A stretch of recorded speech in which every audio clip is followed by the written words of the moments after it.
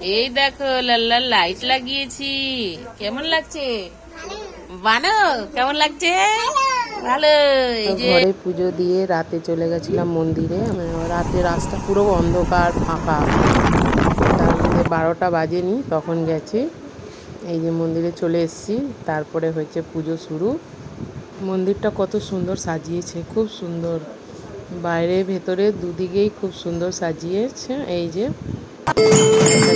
নমস্কার করে পুরো 12টা বেজে গেল,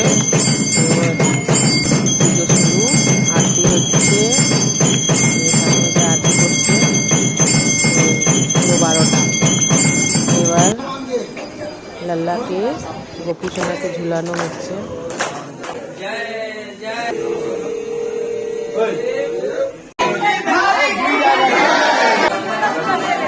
লিডারটাকে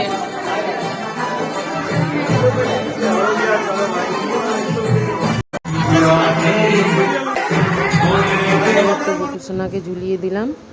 ঝুলিয়ে দেওয়ার পর দেখো গোপীসোনা যেখানে বসে আছে না, তার পেছনে দেখো কত ছোট বড় গোপু সোনা সব বসে আছে। তাদেরও একটু ভিডিও করে নিলাম।